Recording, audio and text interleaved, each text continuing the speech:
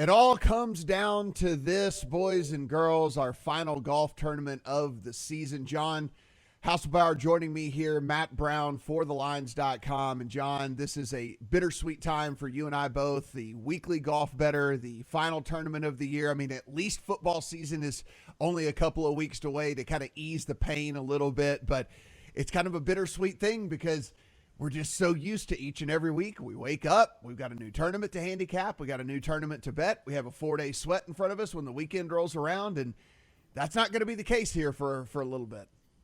Yeah, exactly. It's weird having an off season ahead of us with this wraparound season. We're gonna have a couple weeks to do. I don't know what we're gonna do. I'm golfing in a half hour, so I guess I'll get a little bit more golf time in, a little less time spent researching week to week, but. Like you said, it's a little bittersweet. I missed the grind of it and still tried to, dive in as best we could of any sort of edge we can find in this field of 30.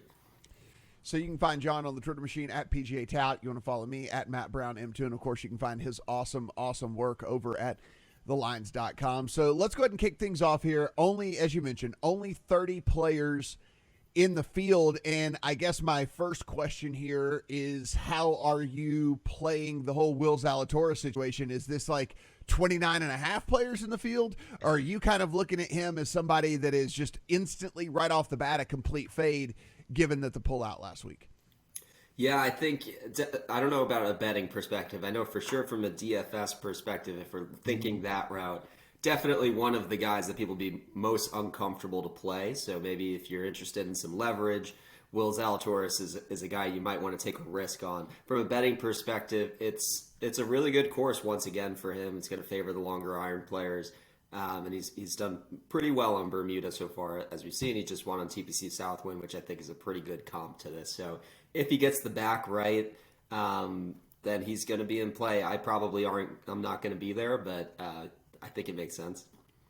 And then finally, the other guy with in question here with the field, Cam Smith, didn't play last week. Was it an injury? Was it a middle finger to the PGA Tour? Don't really know. How are you viewing him this week? This one, I think, is going to be a tough course fit for him. We've got some really narrow fairways. It's going to be important to have total driving, not just being able to hit fairways, but also to hit driver accurately. So that's not what he does best. And when we talk about the staggered start with Scottie Scheffler starting at 10 under, you really need to attack this course and go low. I think he can scramble well here and shoot a decent score, but do I think he can put up a number to catch Scottie, who fits this course even better? That I'm not sure about. But if you're looking at a shadow leaderboard, I think the entire field is really in play, and that's really the appeal of the betting market this week.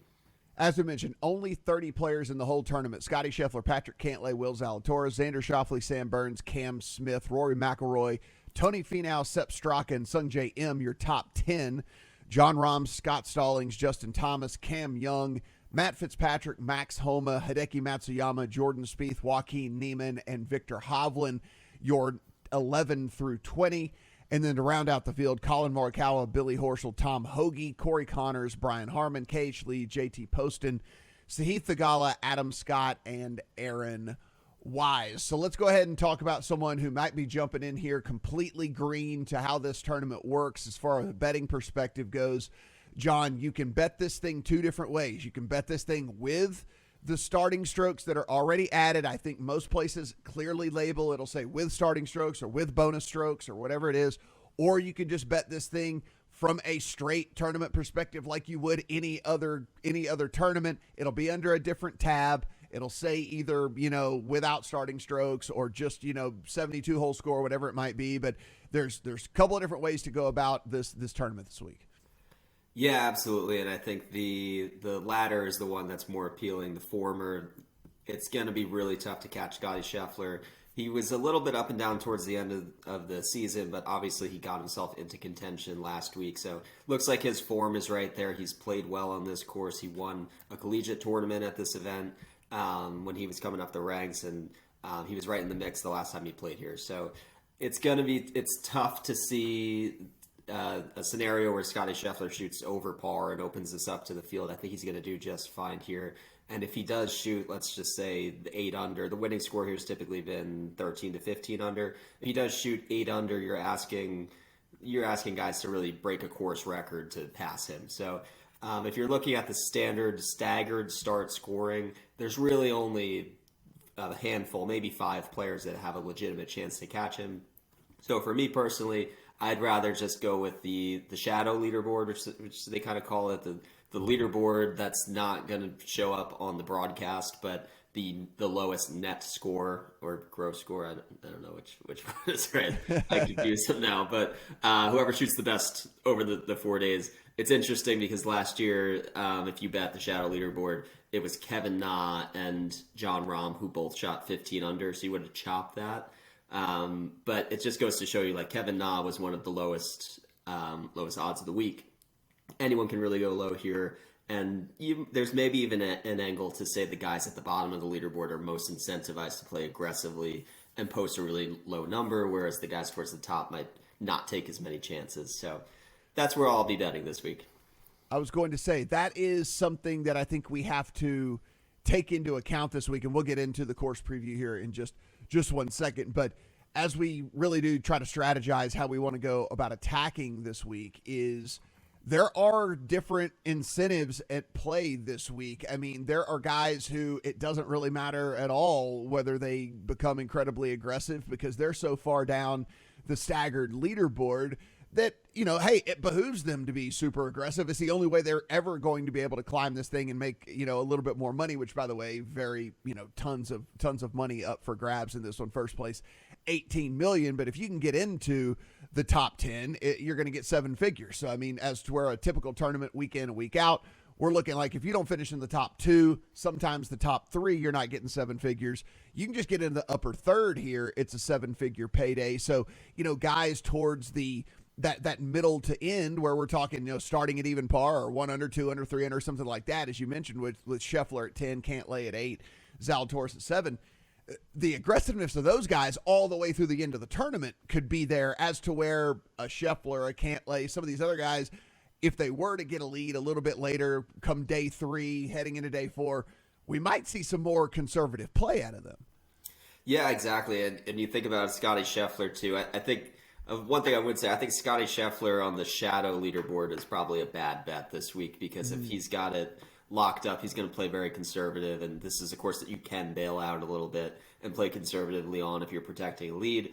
Look at what he did at the Masters where he kind of 5-putted to victory. Like that could very well be a thing here again if he builds up a big lead and he plays well. So I would avoid him definitely in the shadow market where I believe he's somewhere around like 12-1. And I think it's just a good week to play some bombs. Like there's a lot of guys who are 100-1 plus in a 30-man field, and they're here for a reason. They had a good totality of their season, either that or they came on strong in the playoffs to get here. So either one of those, I think, is an encouraging sign. So my betting card is kind of going to look definitely different than it usually does, but I see myself loading up on the long shots on the shadow leaderboard. So if you want a full explanation, again, guys, on the staggered start format, how this, what we're looking at here, head over to John's article over on the lines. It'll be linked in the description to this as well. All right, so let's look at East Lake. We at least have a little bit of course data here. It's not like last week where we were completely going in blind.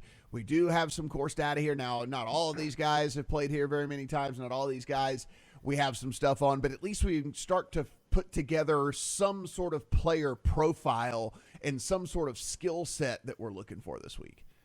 Yeah, exactly. Yeah, I think a lot of times it's just as easy as looking if there's some significant course history. Just look at those guys and what do they do well. And here it's really Rory McIlroy and Xander Schauffele are always at the top of the leaderboard here. You can even throw in a Dustin Johnson who's had great success at this event, not in the field this year, obviously, or probably never again. But he's the guy who's also played well here. So what do those guys all do well? They hit it far. They're very good with their long irons, especially 200 plus. There's about 30% of the approaches are going to come from 200 plus yards this week. And just being able to score in difficult conditions, I think we're not going to see a birdie fest here. If you shoot 15 under, you've done great over 4 rounds. And if you put a score in double digits, you've done very well too. So that usually brings in scrambling. The greens are above average in size, but they're not super easy to hold because the fairways are so tight. So a lot of approaches from the rough want to look at guys who have a high green regulation percentage from thicker rough or more difficult scoring conditions. And yeah, I'm just kind of looking at the other courses where Xander and Rory tend to play well on. Quill Hollow is one of my favorite comps for this week. Rory McIlroy always plays well there. Another course that favors the longer hitters and proximity from longer ranges, and also played on similar Bermuda grass. This is your typical par 70 setup here where we only got the 2 par 5s. So are we looking to weigh that at all this week? What kind of statistics are you really heavily weighing, and which ones did you kind of kick to the curb given the course setup? Yeah, I think 7,300 sounds not super daunting, but as a par 70 with only 2 par 5s actually plays longer than it might suggest. So definitely the driving distance, I think, is going to play a bit of a factor here because the fairways are so tight. You would like to have the accurate hitters, but I think you're just inevitably going to miss these. So in cases where we really pinch the fairways, I lean more towards distance if everybody's hitting out of the rough anyway. Proximity 200 plus, very important. The Bermuda putting, I think, will make a big difference. You've seen we kind of went back and forth from Bermuda at TPC Southwind into Bent at Wilmington. So maybe you buy low on somebody who didn't putt well on Bent, but is more of a Bermuda specialist. And, I think there's something to be said about the Donald Ross connection. I think there are some players with some sticky history on the Donald Ross design. So looking at Sedgefield for the Wyndham and Detroit Golf Club for the Rocket Mortgage, and seeing if guys maybe popped in those particular events down the stretch this year, they might be some buy low candidates.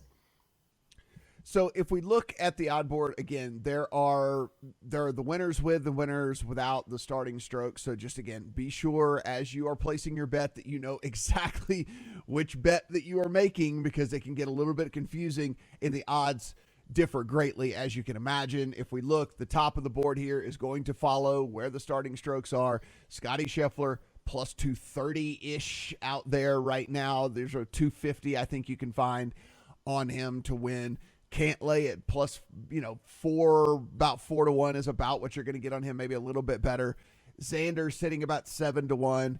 And then we get into double digits with really everybody else from that point forward. So as you started to put things together here, what players were gravitating towards the top? If you were, I know you said this isn't your preferred method, but outside of Scheffler, if you were going to place some bets on anybody in the market that is starting with the strokes.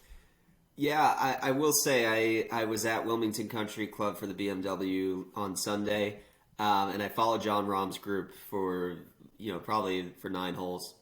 He looks like something was clicking in that last Sunday. He could have went crazy low and left a bunch of putts right on the edge. So I think he's really trending to close out the season. Unfortunately, the season's about to end, but I think he is really trending with the ball striking. The wedges had been a concern for him. He was sticking them all to tap-in range when I was watching him, and he really has the ball on the string. And if you can drive the ball long and accurately on a line like John Rahm does, that's going to create a lot of opportunities. He was really in position to catch Patrick Cantlay with, I believe, a 4-stroke deficit last year, maybe 5. And he looked really good on this course last year. It's a good fit for him. I think he's about 16 to 1 on the grid to catch Scheffler. That kind of caught my eye.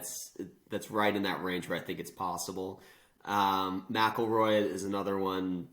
We're looking at 11 to 1 there. Thinking about guys who can catch Scotty Scheffler. I think Rory has a low round in him. He obviously knows how to navigate this course. He looked pretty solid last week. He kind of showed some spurts, and again, just didn't hit enough putts. But I think the ball striking is there, and some good vibes for him on a course that he's won at before. So if we head to the without starting strokes market, Xander is actually your favorite right there with Cantlay and Rory. Then you kind of go down a little bit further. Scotty Scheffler not far behind, as you'd imagine in a field of 30. The top is pretty all tightly packed here. John Rahm, Justin Thomas, Tony Finau, Matt Fitzpatrick are all getting you under 20 to 1. Then you kind of get into the 20 to 30-ish range where you're finding the Cam Smiths, the Sung Jays, the Sam Burns, Spieth, Scott, Morikawas, and stuff like that of the world. Then you can get into some longer shots here. And as you mentioned, listen, we're talking a field of only 30 people, and the odds get all the way up to triple digits, right? There's 100 to 1s, 150 to 1s out there and whatnot on some of these guys where you just start to go, I mean, are they likely to win? Probably not, but we're talking about triple digits in a field that's so incredibly short. So, how are you viewing the without starting strokes market? Yeah, I think it's a good week for bombs. I think if you think of it like all things being equal, talent disparity aside, everybody would be 30-1. Everybody has a 30-1 chance to win this. So then you look at anybody longer than 30-1, and it starts with guys like Sung Jae, Im, and Adam Scott who are trending really well. And I think they have superior talent to the average player in this field. So I'm kind of starting my card longer than 30-1. Yes, there's appeal to a John Rahm and Rory McIlroy as Xander up top, but it's not as fun for me to be betting that in a field of 30. Like, I'd rather build out a card of like 5 guys in a field of 30 and have a 1 in 6 chance of hitting one. Not very rare in golf can you structure a betting card that way. And we just saw Kevin Na kind of come out of nowhere and shoot a 15 under. And you look back at that tournament, it's not that surprising that he was able to do that when you look at what he's done, on other Bermuda courses. And 7,300 is long for a par 70, but it's not prohibitively long for a shorter hitter like that. So Sepp Straka is probably my one bomb that I'll definitely be betting. I've seen him as long as 250-1 in the shadow leaderboard, which is just crazy to me for somebody that was a couple rolls away from a Zalatoris shot on the rocks from winning Memphis, and then I think we're looking at him much differently this week. So I'll definitely have him on the card at super long odds, and I'll just try to get exposure to as many guys as I can, knowing that it's a pretty volatile week. Yeah, and guys, just to reiterate here, we are talking about differing motivational factors here, with Scotty Scheffler starting with the lead that he has over basically, let's go ahead and say if we want to count that 3 under range, then half the field is starting at 2 under or worse. So he's starting with at least an 8-stroke lead on half the field. Scotty Scheffler might find himself come Sunday where par on basically every hole he's content with, because he has built himself up to a point where that's where he's going to go. But some of these other guys, as we're talking about, John, is, the motivation to go out there and just try to climb the leaderboard the best you can, try to get, as many strokes up there to where you can kind of, make yourself a little bit more money, and being far more aggressive behooves them. And so there could be some seriously differing motivations on Sunday, which is why I'm with you. I think everybody I look at here from an outright perspective on just the 72 hole market, the one where we're starting without the starting strokes, I'm probably going to look at these longer guys, because there's almost a case to be made that for them, the motivation to be uber and ultra aggressive, and sure, that could end up poorly for some of these guys, but hey, if they're on and they can find themselves climbing the leaderboard pretty quickly. Yeah, exactly. One other guy I'll throw out there too is JT Poston, who I see is kind of like third longest odds on the board. He's looked fantastic to close out the year, and some of the longer courses where you need to be long for the sake of being long, he hasn't really stood out on, but he's from this area of the country, and he grew up in South Carolina, I believe, and very familiar with Bermuda greens, and has picked up a win at Sedgefield, which is one of those Donald Ross comps. So he fits that Kevin Na mold exactly. They play well on very similar courses, so he's a great value. I'm surprised to see him that low on the board, and someone will also be eyeing. Guys, as always, you can find John's great work over on the lines. You can follow him on the Twitter at PGA Tout, and you can also get in some discussion with him over on the Discord. So again, if you happen to be over on the webpage, just upper right-hand corner, there's the little Discord symbol up there. Click on that. Come join our discussion over there. We've had a great chat about golf all season long. And, of course, as we roll into next season, we will certainly continue on with that over there, building a great community, talking some golf over on Discord as well. So, John, you'll be back a little bit later in the week with your final betting card as well, correct? That is correct, and I actually have some breaking news. Will Zalatoris has withdrawn, so now it's a field of 29. So just quick hits on that. I would still load up on the bombs. Now there's only 28 guys to beat, so I don't think the end of the board's odds are going to change very much. The top of the board will. That's one less guy, especially with the starting strokes, that you just kind of skip that -7. But that's definitely, I think a push over the edge for me to just lean all in on bombs. Absolutely. I'm with you, and I will be with you when I'm building my betting card this week as well. Good luck on your round today, my friend, and we will see your betting card over on the lines a little bit later in the week.